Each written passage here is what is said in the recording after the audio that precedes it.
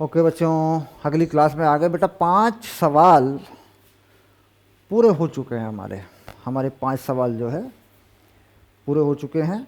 जरा प्रश्न संख्या 6 की तरफ बढ़ें। आप एक बार प्रश्न संख्या 6 को देखें। देखो पहला ये पेज है, ये वाला ये ख़त्म हो गया। आगे बढ़ते हैं।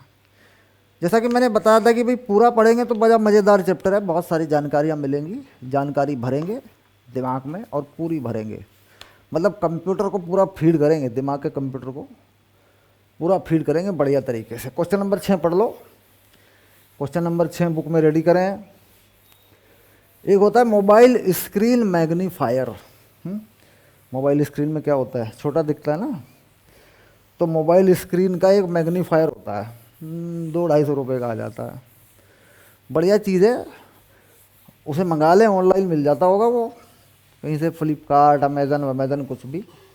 तो उससे क्या होता है कि 2-3 फीट की दूरी पर रख लें और अपना जो हेडफोन है, ईयरफोन नहीं होता, हेडफोन जो कान में लगाने वाली लीड होती है ना, तो उससे पढ़ें तो इससे क्या होगा कि मोबाइल थोड़ा बड़ा दिखेगा। मोबाइल का साइज़ मान लो ये है, मान लो मोबाइल का साइज़ देखो, ये मोबाइल का साइज़ है मान लो, है ना, ये मोबाइल स्क्रीन है,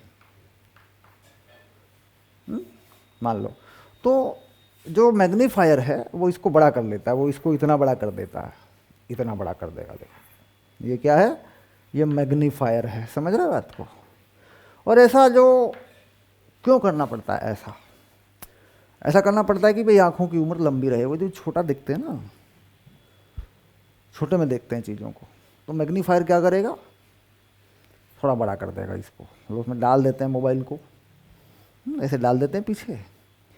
पूरा लेक्चर देखना है, आगे कुछ पीछे कुछ करना नहीं है। और आगे पीछे बढ़ाना भी है तो थोड़ा उस पर उंगली लगा के आगे पीछे बढ़ा भी लो, उसमें कोई दिक्कत नहीं है। ओके। तो हेडफोन या ईयरफोन का इस्तेमाल करें। 50-100 रुपये का एक सस्ता सा ईयरफोन ले लें, कोई बड़ी चीज़ लेने की ज़रूरत नहीं है। एक मोबाइल स्क्रीन मैग्नीफायर अगर लंबे टाइम तक पढ़ना है तो ये लें। हालांकि इसमें क्वालिटी बहुत बढ़िया नहीं आती है, पर फिर भी चूँकि हमारी वीडियो की क्वालिटी हाई है ऑलरेडी, हमारा जो वीडियो है उसका वीडियो ऑडियो बहुत हाई क्वालिटी में है, तो साफ़ सुथरा दिख जाता है। ये एक बच्चे ने लिया अभी, अगर सर बढ़िया दिखता है, इसमें कोई दिक्कत नहीं है। 2 फीट की दूरी पर रख लें, हाँ, तो पढ़ाई एकदम बढ़िया। क्योंकि इसमें क्या होना है, फिर मोबाइल रखा मान लो एक तरफ हम पेन भी रखते हैं, कॉपी भी रखते हैं, टेबल के ऊपर लिखना भी होता है अपने को, तो फिर ऐसे देखेंगे फिर लिखेंगे, तो वो थोड़ा सामने आ जाए, बड़ा हो जाए। और अगर कोई लैपटॉप वगैरह है तो फिर तो टेंशन ही ख़त्म हो जाएगी। फिर तो कोई लैपटॉप अगर है, लैपटॉप पे पढ़ रहे हैं या कंप्यूटर पे पढ़ रहे हैं, फिर तो ज़रूरत ही नहीं है किसी भी चीज़ की। तो एज कंपेयर कि मोबाइल स्क्रीन, मोबाइल पे खर्च किए हैं 8-10 हज़ार रुपये, तो ये 100-200 रुपये की चीज़ है, कोई बड़ी चीज़ नहीं है।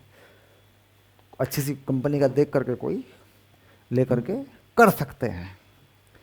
अगर मोबाइल स्क्रीन से काम चल रहा है तो फिर 200 रुपये खर्च करने की ज़रूरत क्या है, काम चलाओ। चलिए क्वेश्चन नंबर 6, शाबाश।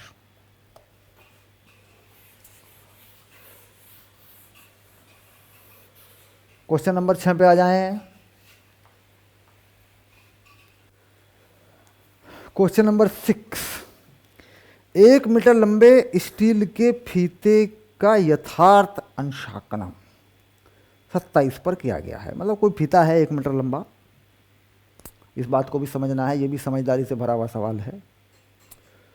किसी तप्त दिन जब ताप 45 डिग्री सेल्सियस था, तब इस फीते से किसी स्टील की छड़ की लंबाई 63 सेंटीमीटर मापी गई।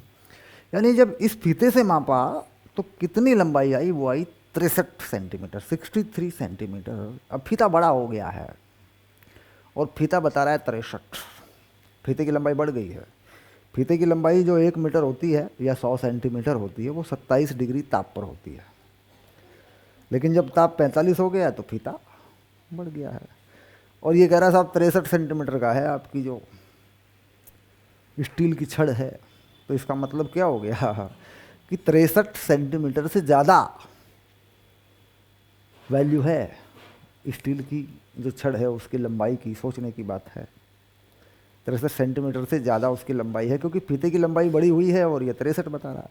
अब इसको थोड़ा चित्र पे अगर देख लें, मान लीजिए ये फीता है, मान लीजिए ये फीता है, और इसका यहाँ पर 63 सेंटीमीटर है और ये तापमान है 27, ऐसा है 27 पर है ये। अब अगर इसी फीते को थोड़ा दोबारा बनाएं, थोड़ा आगे बढ़ा लें, तापमान को बढ़ा लें, तो फीता थोड़ा बड़ा हो गया। अब देखो यहाँ पे 63 आ रहा है ना, ऐसे ये 45 डिग्री हो गया देख। तो यहाँ का जो 63 है वो आगे सरक गया यहाँ पे 63 आ गया, मान लीजिए, बात को समझ रहे हो। अब यहाँ पे 63 आ गया और जो स्टील की रोड है इस कंडीशन में, मान लो ये स्टील की रोड है कोई ऐसे ऐसे, तो ये कह रहा है साहब 63 है। ये जो स्टील की रोड है इसको कितना बता रहा है, ये बता रहा है कि साहब ये जो है ये 63 वाली, ये 63 सेंटीमीटर है 45 डिग्री ताप पर। कितना ताप बनाया, 45 डिग्री। अच्छा ईमानदारी से देख के बताओ, क्या ये छड़ 63 सेंटीमीटर की है? क्योंकि 45 पे माप रहे हो ना, तो ज़्यादा है, बढ़ी हुई है। तो सवाल बिल्कुल सही है कि भाई कितना बढ़ जाएगी, फिर सही माप क्या है? तो सही माप तो ये है कि इस छड़ को यहाँ माप में, तो देखो बड़ी हो जाएगी, ये बढ़ी हुई लंबाई है। ये क्या है, ये डेल्टा एल है, देखो बढ़ा हुआ है कि नहीं। इसे यहाँ छड़ को यहाँ मत मापो, 45 पे इसकी माप मत लो, इसकी माप कितने पे लो, 27 पे लो, तो देखो बड़ी हो जाएगी। तो सिंपल सी बात आ गई कि भाई कितना बढ़ गया, ये चीज़ कितनी बढ़ गई है। कितनी बढ़ गई, मान लो डेल्टा एल बढ़ गई। तो रेखीय प्रसार गुणांक का इस्तेमाल करके उत्तर निकाल लो। तो 63 में कितनी वृद्धि होगी, तो हम लिख देंगे छड़ की लंबाई एल है, पहले वाली एल नॉट है, 1 प्लस अल्फा डेल्टा टी होना चाहिए। ये है रेखीय प्रसार गुणांक का फंडा। तो लंबाई कितनी होनी चाहिए, पहली है 63, तो 63 में कितनी बढ़ोतरी आ रही है तापमान बढ़ाने पर, वही है और क्या है। सिंपल सा सवाल है। जबकि सवाल को पढ़ते हैं देखते हैं पूरा तो अजीब सा लगता है कि क्या है। एक बार समझ में आ गया तो काम खत्म, फिर भूलेंगे भी नहीं इसको। ना ऐसा तो होता है भैया। अब कपड़े का जो गर्मियों में मापते हैं, जून के महीने में कपड़ा खरीदने जा रहे हैं तो कुछ और मिलेगा मीटर में, और सर्दियों में जा रहे हैं तो कुछ और मिलेगा। होता है कि नहीं होता है, 1 मीटर में कितना फ़र्क मिलेगा।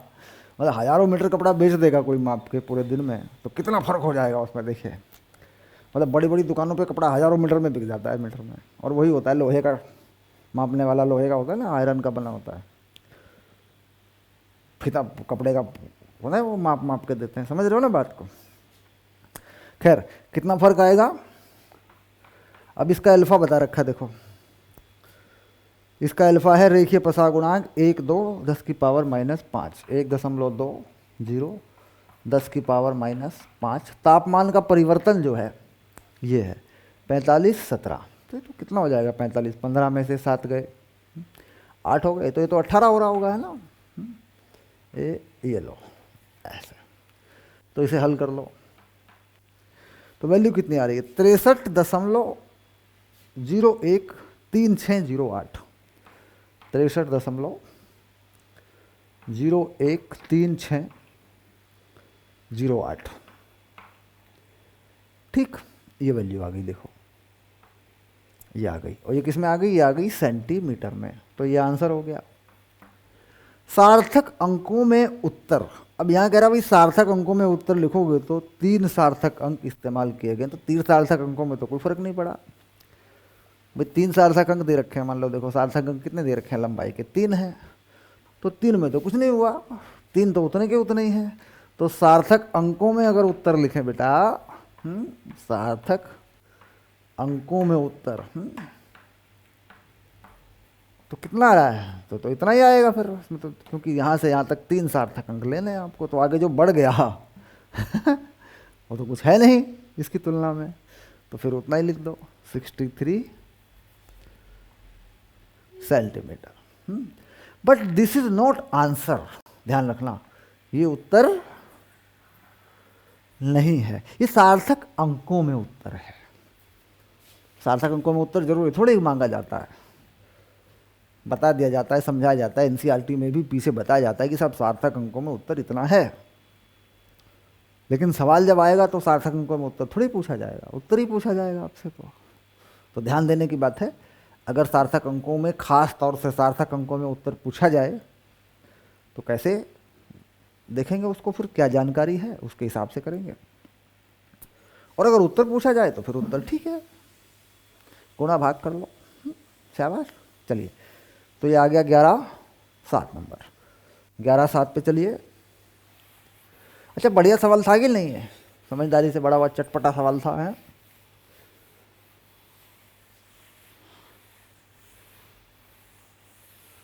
क्वेश्चन नंबर 7, क्वेश्चन नंबर 7 पे चलो बेटा, शाबाश।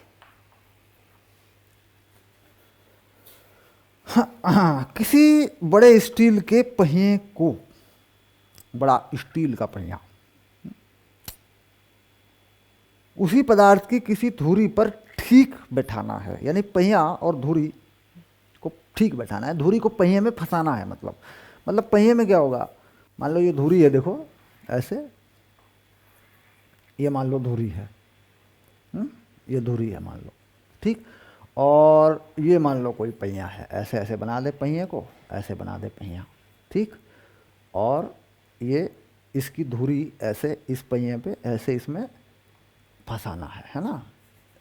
ऐसा हो गया, देख ऐसा हो गया, समझ रहे ना। तो यहाँ क्या है कि धुरी जो है वो पहिए में होगी, ये पहिया है, तो पहिए में क्या होगा, एक छेद होगा, उसमें धुरी को फंसाना है, ये बात है।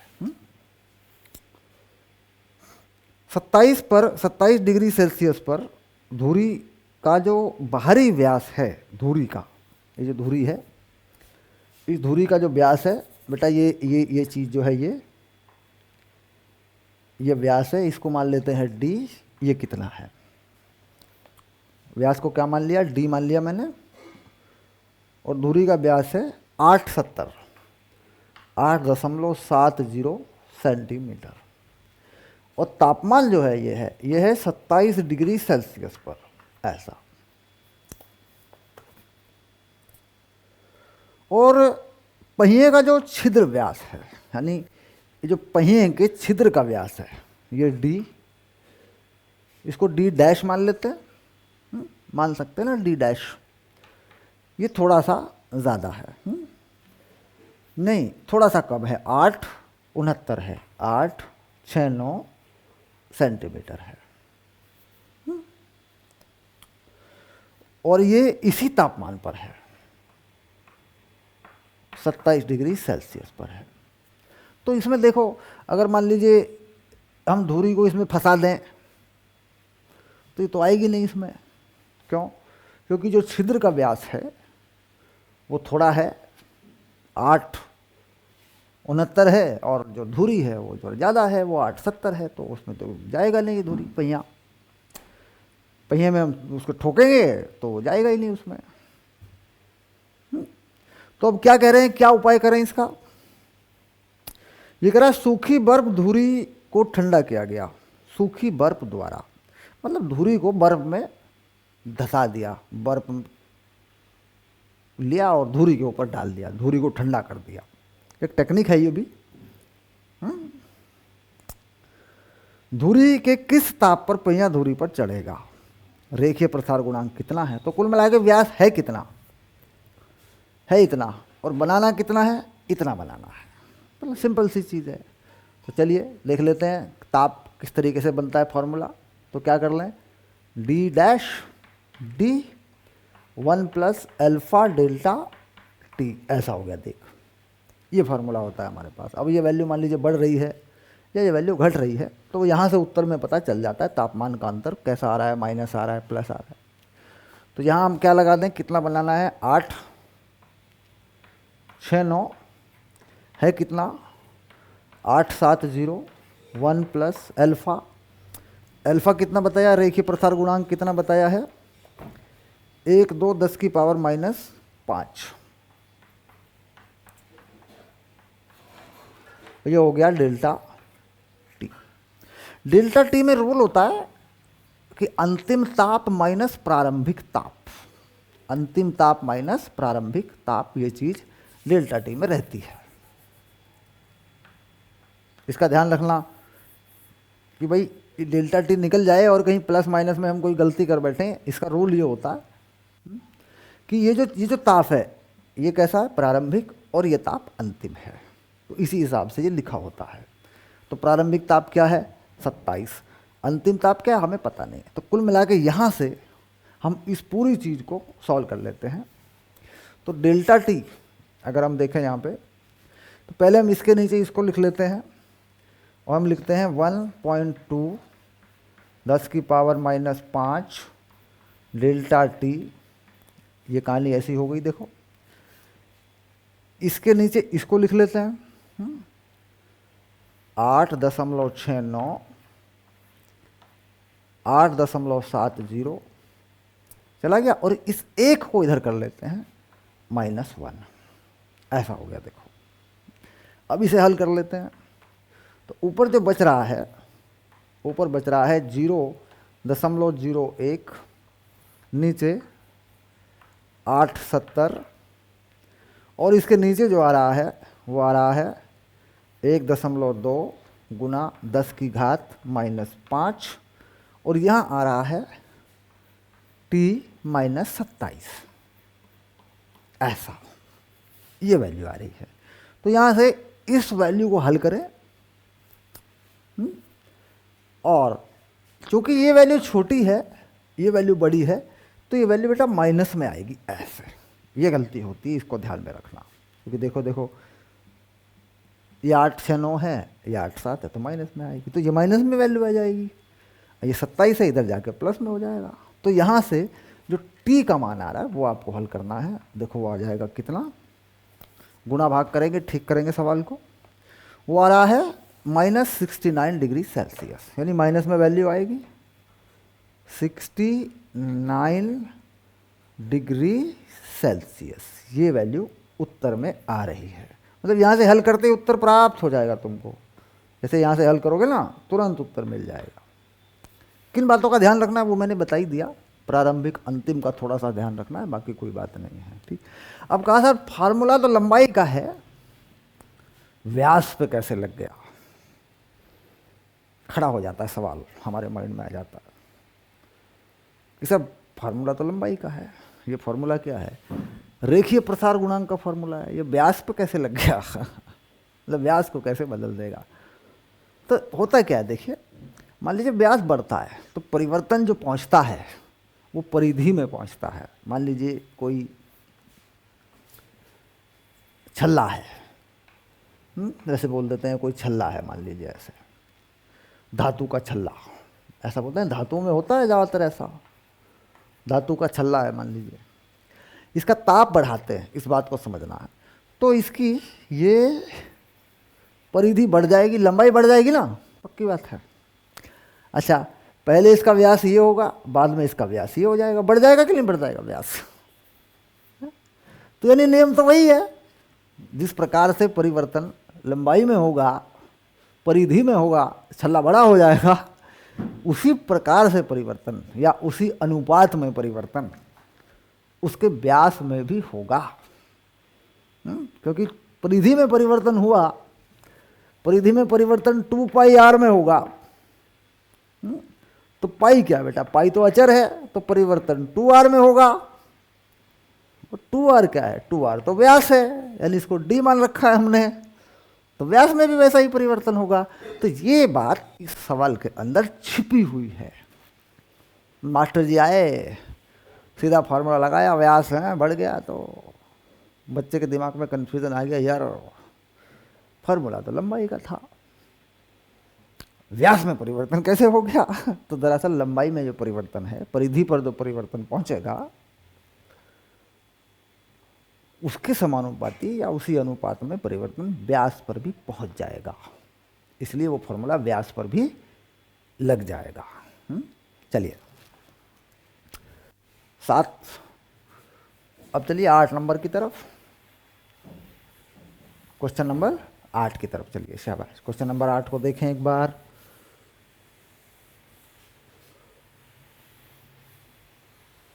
Question number 8।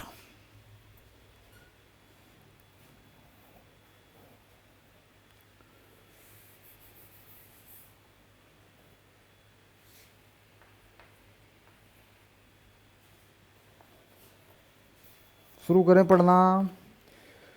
तांबे की चादर में एक छिद्र किया गया है, बात वहीं पहुंचेगी।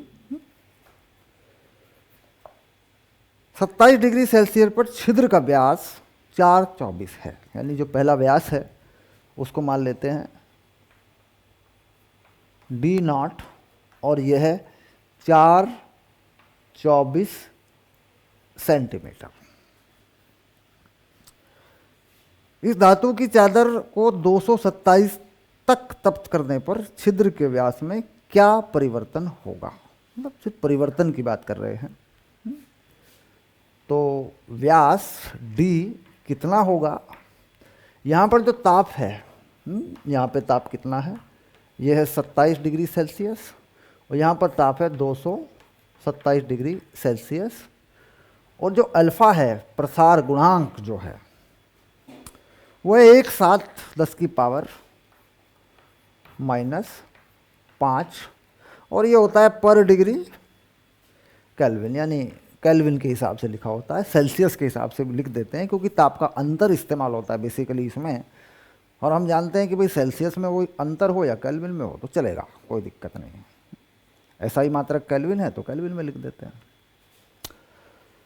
तो ये मांग रहे हैं क्या, ये व्यास नहीं मांग रहे हैं, ये मांग रहे हैं व्यास का अंतर, डेल्टा D मांग रहे हैं आपसे ये।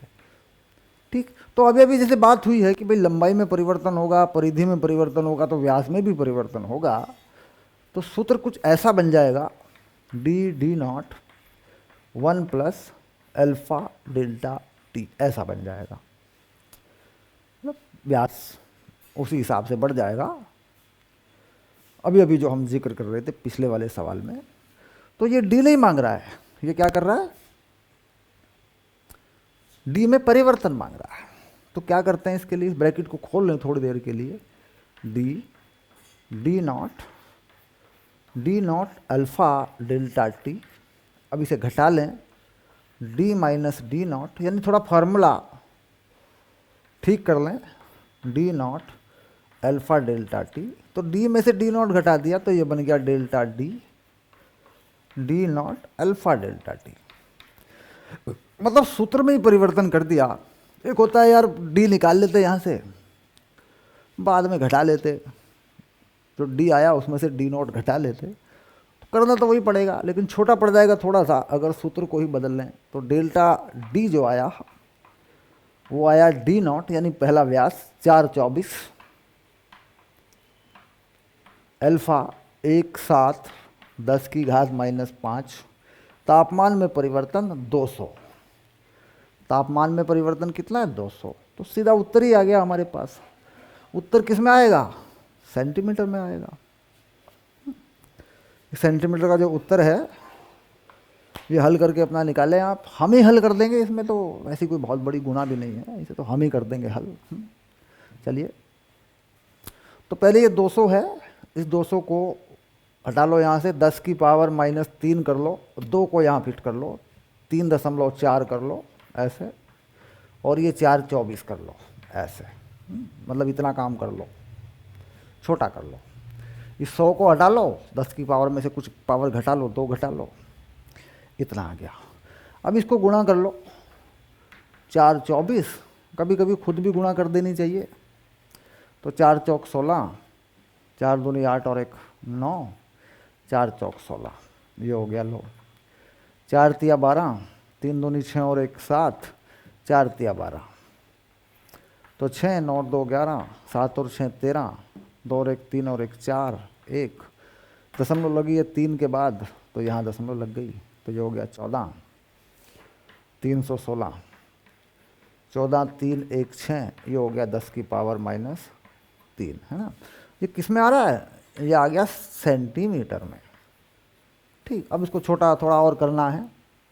मान लीजिए यहाँ दशमलव यहाँ सरकाना है, तो 1.4316 गुना 10⁻² सेंटीमीटर ऐसा लिख लेंगे। राउंड अप करना है तो ये 4 3 के बाद का जो नंबर है 16 छोड़ देते हैं इसको, लगभग मान आ जाता है फिर। मतलब 3 सार्थक अंकों में बात बन जाएगी फिर तुम्हारी है। वो दिखना पड़ेगा कि क्या लिख के आते हैं उत्तर। तो ये हो गया उत्तर, शाबाश। और ये कर लिया था तुमने रफ वर्क, निकाल लिया। मतलब समय की परिधि में, समय सीमा में हो सकता था तो हमने कर लिया। बड़ा होता, गुणा भाग बड़ी होती तो फिर मैं तुम्हारे लिए छोड़ देता इसको। है कि नहीं? चलो शाबाश, आगे बढ़ो।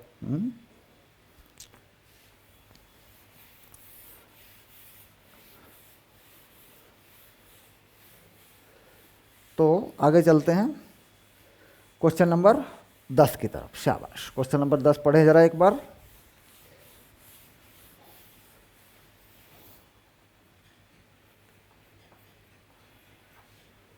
क्वेश्चन नंबर 10, 50 सेंटीमीटर लंबी तथा 3 मिलीमीटर व्यास की किसी पीतल की छड़ को उसी लंबाई तथा व्यास की किसी स्टील की छड़ से जोड़ा गया है। यदि ये मूल लंबाई 40 डिग्री पर है तो 250 पर संयुक्त छड़ की लंबाई में क्या परिवर्तन होगा? क्या संधि पर कोई तापीय प्रतिबल उत्पन्न होगा?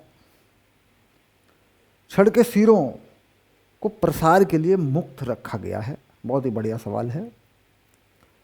तांबे का प्रसार गुणांक है, स्टील का प्रसार गुणांक है।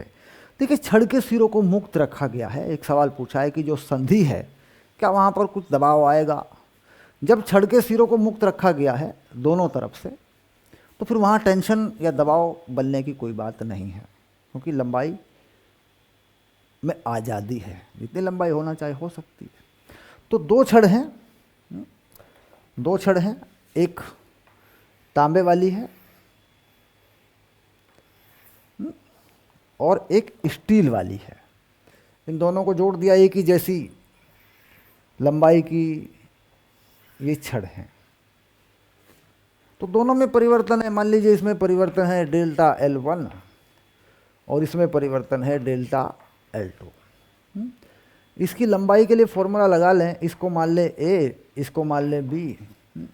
तो LA जो होगा वो होगा LA0 1 plus alpha A delta T, ऐसा मान लेते हैं। तो पहले वाली जो लंबाई है उसको क्या मान लें? A0 मान लेते हैं। तो A वाली कहानी हो गई। अच्छा, B वाली भी कुछ ऐसी ही कहानी होगी।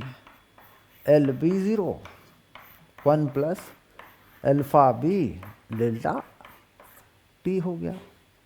सिंपल सी बात है, मतलब कुछ ज़्यादा दिमाग खर्चा करने की ज़रूरत ही नहीं है। ये संधि है, मान लीजिए ये क्या है? ये संधि है। तो संधि पे तो कोई लोड पड़ा नहीं है, तो संधि के ताप में कोई परिवर्तन नहीं होगा। चलिए,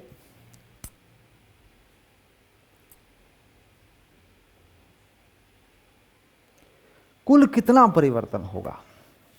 तो यहां अगर परिवर्तन देखें डेल्टा LA तो कितना हो जाएगा? फार्मूला बना रहे हैं अपन, ये ब्रैकेट खोल लें, इसको इधर ले जाएं, कर लें, तो ये चीज़ बन जाती है। डेल्टा LA जो है वो तैयार हो जाता है LA0 alpha A delta T, ये हो जाता है। इसी प्रकार डेल्टा LB वाला भी आ जाएगा, फिर LB0 alpha B delta T हो जाएगा। तो कुल परिवर्तन, कुल लंबाई में परिवर्तन कितना हो गया? Delta LA plus delta LB, जोड़ लो इनको। तो दोनों की लंबाई समान है, जो पहली लंबाई है वो समान है, उसको L लिख लो। डेल्टा T दोनों में समान है, alpha A plus alpha B, ऐसा कर लो। कुल लंबाई में परिवर्तन यानी डेल्टा L। क्योंकि ये जो चीज़ है ना, ये वाली और ये वाली, LAO बराबर एल बी ओ, ये तो बराबर है ना, तो इसको एल मान लो, दिक्कत क्या है भाई। जब इन दोनों को जोड़ोगे तुम, ये दोनों तो कॉमन ही हो जाएंगे, देखो एल बाहर आ गया, दोनों के ताप में परिवर्तन भी एक ही जैसा है, वो भी बाहर आ गया, तो ये दोनों चीज़ें जुड़ गई। इसमें वैल्यू लगा लो, अब कितनी लंबाई है, वैल्यू देख के वैल्यू लगा लो, जो मूल लंबाई है 50 सेंटीमीटर लंबी है, 50 सेंटीमीटर लंबा है, तो ये 50 सेंटीमीटर हो गया। ताप का परिवर्तन 210 है, तो ये 210 हो गया। अल्फा ए अल्फा बी दोनों तुम्हें मालूम है, यहाँ तो नहीं लिख रहा हूँ क्योंकि जगह नहीं बची, तो ये तुम्हारा उत्तर हो गया। अल्फा ए और अल्फा बी का मान लग जाएगा, तो टोटल डेल्टा एल का फॉर्मूला तैयार हो गया। 0 0 21 पंजे 105, 105 0 0 अल्फा ए की जो वैल्यू है 2 10 की पावर 5, 2 गुना 10 की पावर -5 है। अल्फा बी की वैल्यू 1 2 10 की पावर -5 है, 1.2 10 की पावर -5 है। इसे हल कर लो, इसे हल करने पे आ रहा है 0.336 सेंटीमीटर, 0.336 सेंटीमीटर, ये तुम्हारा उत्तर आ गया फाइनल, मतलब सॉल्व हो गया। अल्फा ए अल्फा बी का मान रख लो यहाँ से, यहीं पे उत्तर आ जाएगा। सर ये तो आपने कर ही दिया, तो कितना हो गया देखो 1 2, ये 32, 32 से गुणा कर लो इसको, तो देखो साफ साफ दिख रहा है, लगभग इतना मामला बन जाएगा। ओके, था कि नहीं बढ़िया सवाल, ऐसे बताओ बताओ, बढ़िया सवाल था कि नहीं। चलिए अगला क्वेश्चन पढ़ेंगे, क्वेश्चन नंबर 11। क्वेश्चन नंबर 11 पे चले जाइए, हिम्मत न हारिए, आगे बढ़ जाइए, क्वेश्चन नंबर 11 पे जाइए।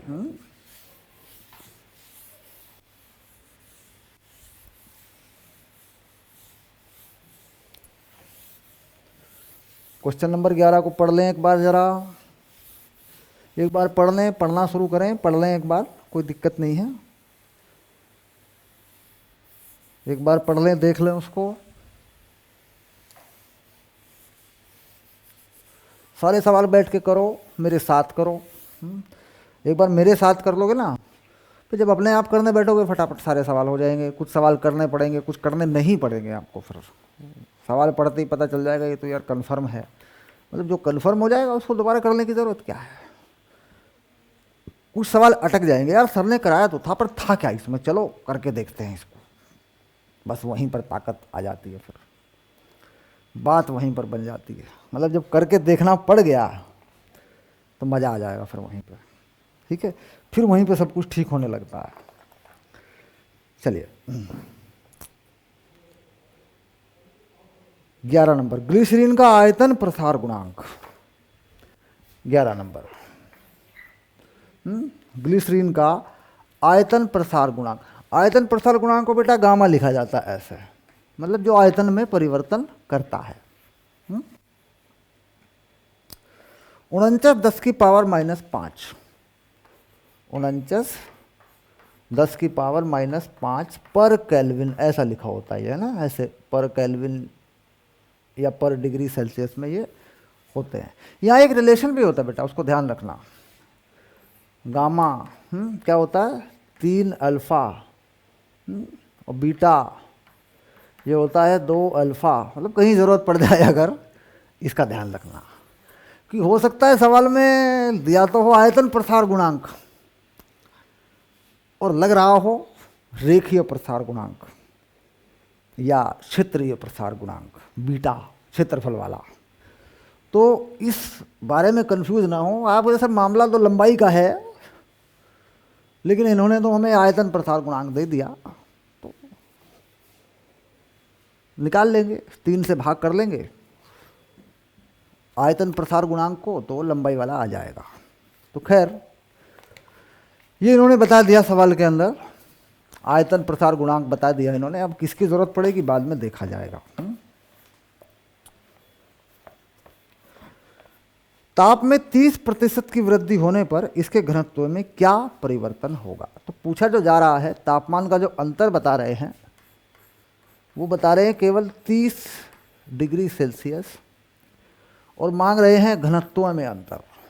घनत्व में अंतर, ये घनत्व के अंतर को अपन लिख लेते हैं डेल्टा रो, ऐसे बोल देते हैं। डी भी लिख सकते हैं, कोई और प्रतीक लगाना चाहे जो आपको ठीक लगे वो लगा सकते हैं। घनत्व के अंतर को रो मान लिया जा, मतलब डेल्टा रो मान लिया।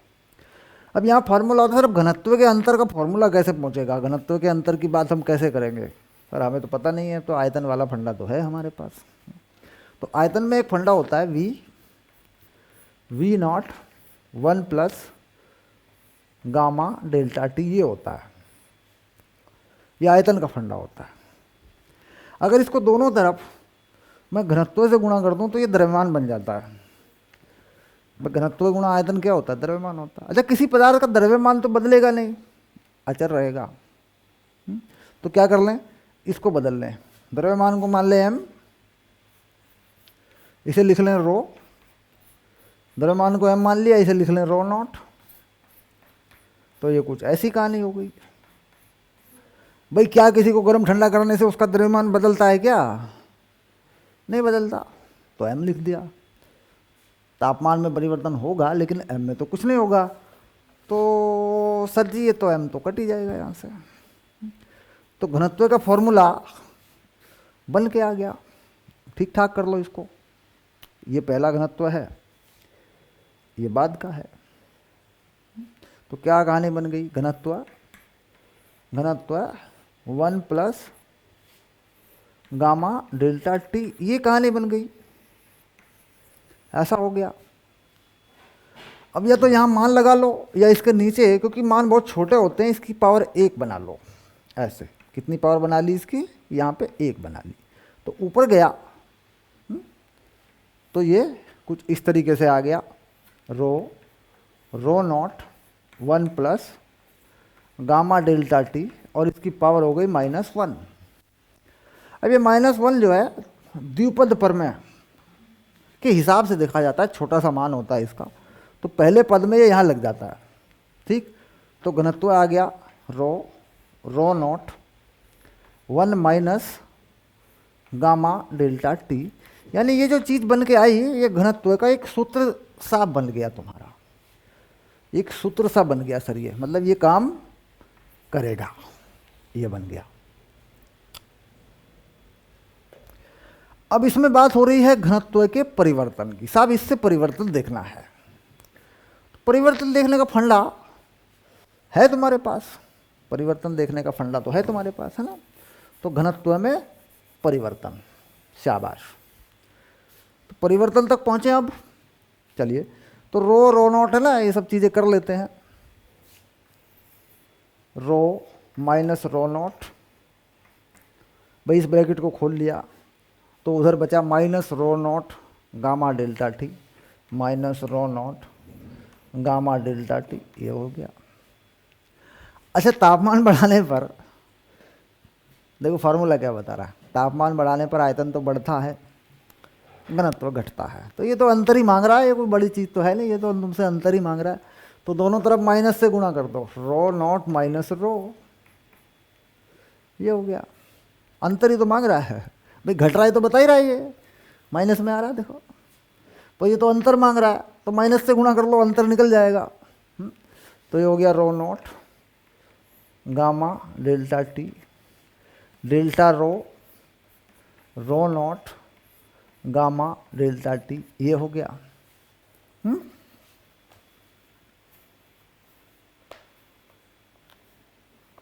आंशिक परिवर्तन मतलब कितना, आंशिक परिवर्तन। तो आंशिक परिवर्तन का मतलब ये हो गया कि भाई अंश क्या होगा, मतलब कितना हिस्सा होगा, घनत्व में परिवर्तन का कितना हिस्सा होगा। तो उसके लिए क्या करें, इस रो नॉट को नीचे कर लें, delta rho by rho naught, तो ये हो गया गामा डेल्टा टी। देखो ये नीचे चला गया, तो इसी को क्या कह रहे हैं, इसी को कह रहे हैं आंशिक परिवर्तन। तो कितना हो गया, तापमान का परिवर्तन कितना है 30 है और गामा 49 गुना 10⁻⁻5 है और तापमान का परिवर्तन 30 है। मात्रक कुछ नहीं, मात्रक क्या होगा भाई, घनत्व बटे घनत्व तो है ही है। तो कितना आ गया देख, 0, 9 × 27, 4 × 12 और 2 14, 10⁻⁻5 तो कितना आ गया 0.0147। ओके, तो ये जो चीज़ है ये तेरा बेटा सावास उत्तर हो गया।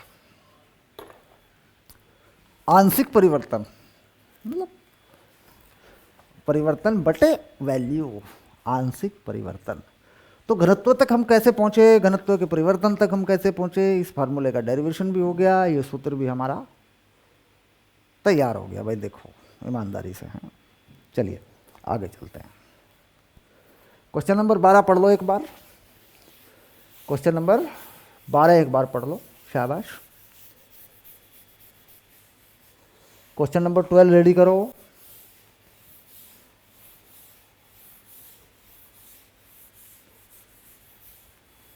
क्वेश्चन नंबर 12, शाबाश।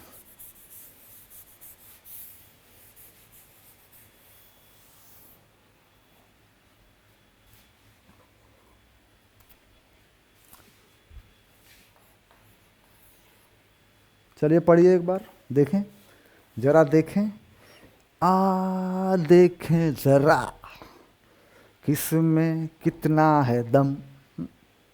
हाँ, 8 किलोग्राम द्रव्यमान के किसी एल्यूमिनियम के छोटे ब्लॉक में छिद्र करने के लिए किसी 10 किलोवाट बाप रे की बर्मी का उपयोग किया गया। बर्मा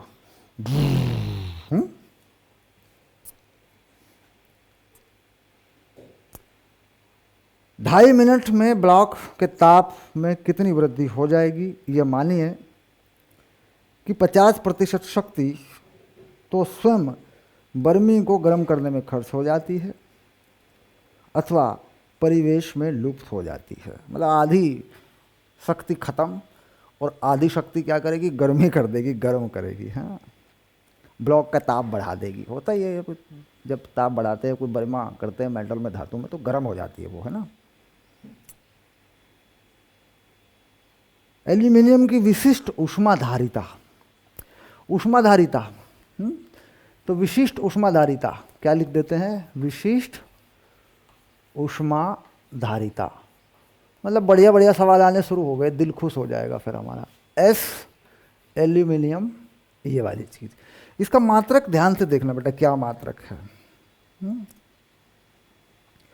ग्राम पर केल्विन वाला है, जूल ग्राम केल्विन वाला है। मतलब किलोग्राम वाला फंडा अगर लगाएंगे तो ग्राम में बदल के लगा देंगे, क्योंकि ये मात्रक बड़ा मायने रखता है।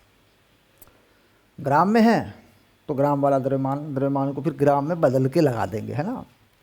और अगर किलोग्राम में पहले तो इसको 1000 से गुना करके लगा देंगे। अभी ग्राम में है तो ग्राम में ही लगा देंगे। ये है 0.91 मात्रक जूल पर ग्राम पर केल्विन, जूल पर ग्राम पर केल्विन, ये इस तरीके से मात्रक है। अब ब्लॉक को प्राप्त कुल ऊष्मा, क्या लिखें, ब्लॉक को प्राप्त कुल ऊष्मा, तो ये होता है शक्ति गुणा समय,